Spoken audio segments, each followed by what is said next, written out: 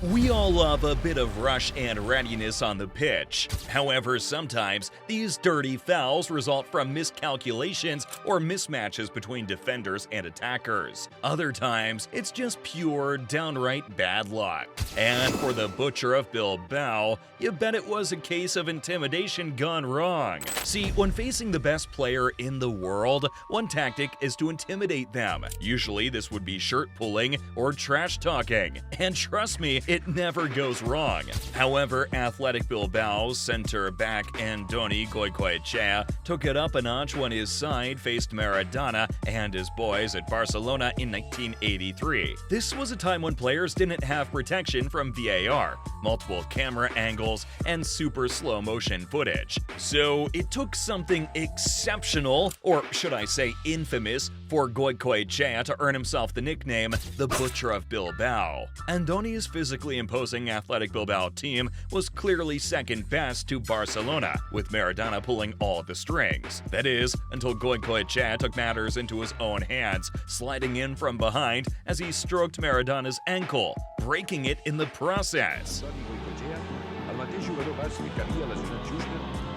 But as crazy as this might sound, the Butcher of Bilbao was immediately handed a penalty. Come on, man! There were no VARs. But the referee wasn't blind either. Or was he? Because you really don't need to replay to conclude that it was a ferocious tackle. Anyway, the tackle was later reviewed, and Andoni Goicoechea was suspended for 10 games due to the horrific challenge that left Maradona sidelined for 9 miserable months. Needless to say, he was slammed by the Spanish media. But the animosity was far from over, because for Maradona, it was payback o'clock. The year was 1984, and his gang was up against Bilbao in the Copa del Rey final. It was a fight to finish, and everyone was battle ready. And I mean everyone, because after Bilbao scored a goal to take the lead, Maradona launched an attack, and it was kung fu time.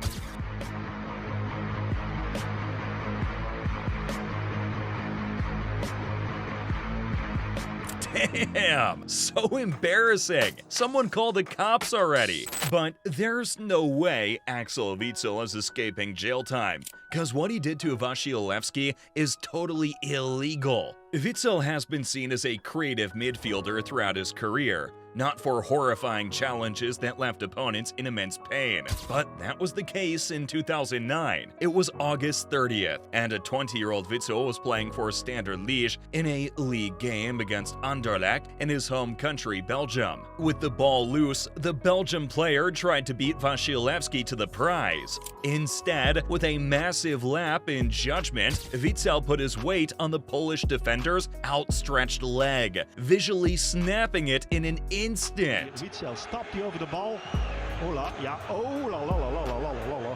With Anderlecht players and coaches erupting in anger, the ref immediately shows him a red card. But that wasn't all for the punishment, as the Belgium FA, the KNVB, suspended Vitsel for 8 games after an appeal. And I'm about to be suspended, dog, so you gotta click that subscribe button to save my life. Just did.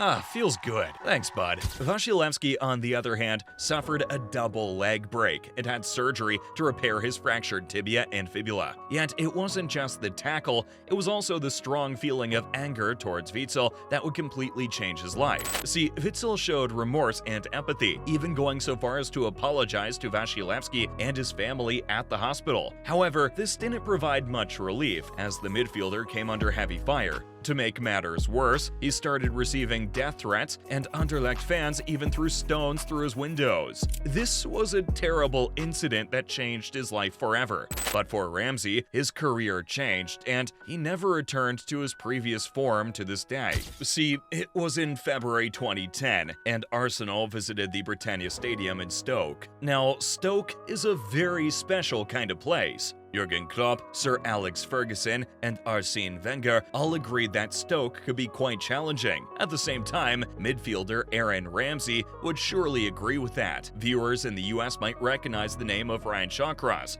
most recently of Inter Miami in the MLS. Ramsey was having the time of his life. In fact, he was in his second season with the Gunners and was beginning to make a serious case for regular first-team involvement. I mean, this guy was on fire, banging goals in almost every match, and his boss couldn't have been any prouder, especially after he was awarded the man of the match in an FA Cup third-round victory at Upton Park.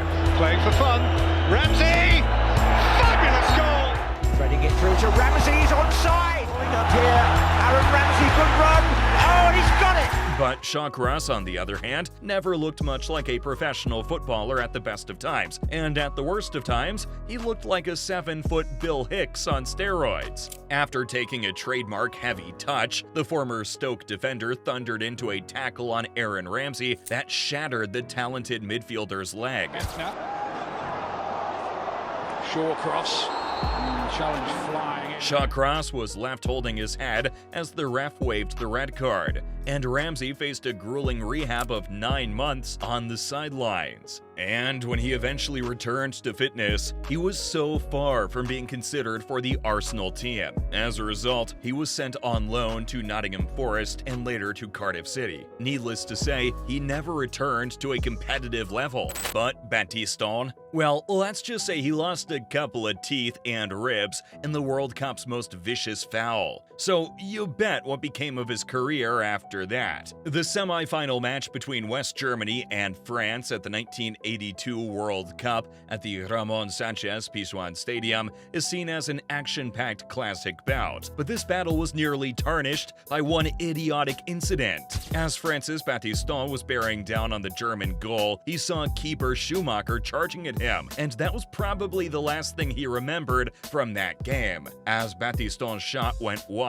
the FC Cologne keeper had ample time to apply the brake. Instead, he twisted his body as he leaped into the air and violently collided with him. The defender got knocked unconscious, lost 2 teeth, and had 3 cracked ribs and a damaged spine. Now, the goalkeeper comes in and then bang, just one. Michel Platini, whose amazing pass started the race for the ball, hurried to help his teammate, only to find out that he had no pulse and was looking pale. For a second, he feared Battiston had lost his life on the pitch. And if things weren't bad enough, it took 7 minutes for the stretcher team to reach the goal area, provide oxygen, and take Battiston off. Luckily, he got better. But what's even more surprising is that the referee didn't call a foul or send off Schumacher. To this day, Battiston still has back pain and headaches. He remembers the incident every year as being the victim of the World Cup's most brutal on-field attack. But while one player was left with fewer teeth after a brutal attack, another never fully recovered from his injuries till his retirement. Back in 1997, when Haaland played for Leeds United, Roy Keane tore his cruciate ligament in an innocuous challenge with Haaland, who stood over him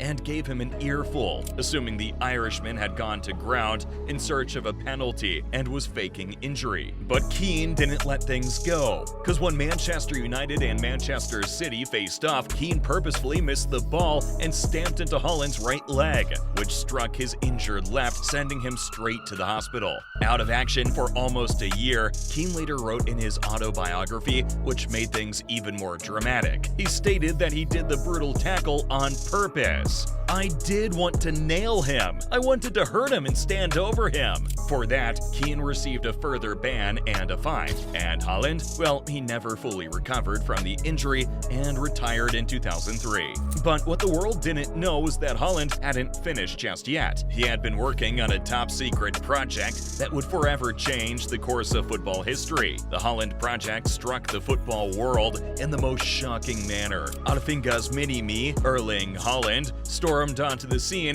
and became the most feared striker on the planet. And to avenge his father, Haaland delivered a brutal hat-trick against United in the most impactful way possible. But that's nothing compared to the 10 things you didn't know about Erling Haaland. And I know you want to hear more about the Norwegian goal machine, so what are you waiting for, buddy? Click this video right here.